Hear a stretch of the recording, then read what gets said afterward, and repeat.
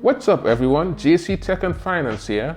Today we're going to be talking about what might be the must-have peripheral of 2022 for the upcoming Mac Studio and the entry-level Mac Mini, the MX Keys Logitech keyboard. We'll jump right into the unboxing right after this.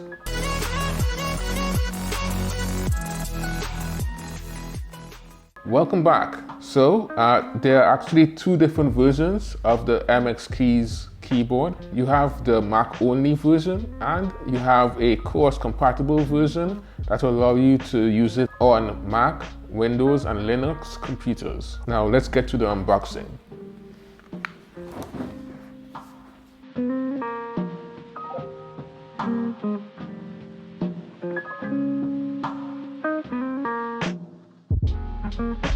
Okay, so in the box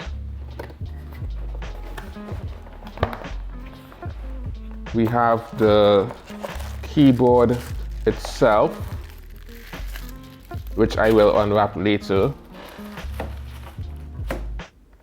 We have the unifying USB receiver. You have the USB to USB-C charging cable, and you have the user documentation. Let's put this to the side. So let me unwrap. You know, this does feel very sturdy.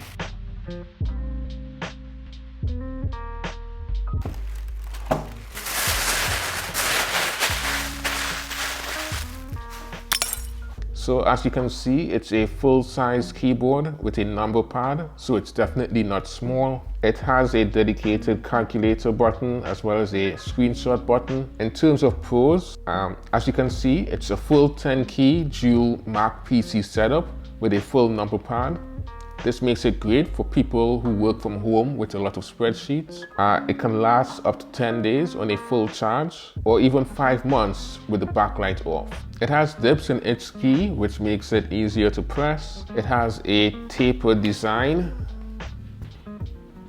narrow at the front and a bit wider at the back. It has dual connectivity. You can connect using the included unifying USB receiver or Bluetooth. You can connect up to 3 devices at once and switch between them with up to a 10-meter wireless range. It not only works with Windows, Linux and Mac, it also works on Android systems and iOS. It has this technology called Flow Cross Computer Control. It allows you to type across multiple computers in one fluid workflow, and MX Keys follows your cursor from one computer to another. Additionally, it allows you to transfer files across multiple computers, even across Windows PCs and Mac computers.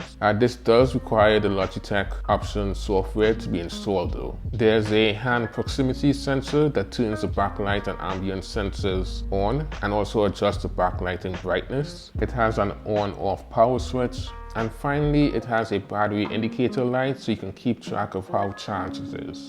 Now, while there are a lot of positives, there are also a few negatives that I wanted to mention. It has a very large, oversized escape key that pushes the function keys to the right, so it might take you a while to get accustomed to typing on this because of the deviation from normal size keys. And if you like using wired keyboards, this probably isn't for you. In closing, it's a great keyboard for productivity, and there is a reason why this keyboard has become a bestseller when compared to more premium priced keyboards. And with the imminent release of the Mac Studio, I would definitely recommend getting it instead of the Apple keyboard if you're concerned about productivity. If you liked this video and you found it helpful, and you're getting one of these MX Keys keyboards, let me know in the comments below which computer you're using it on. Whether it's a Mac Mini, a Mac Studio, laptop, just let me know. Also, please be sure to like and subscribe. This is JC Tech and Finance, signing out.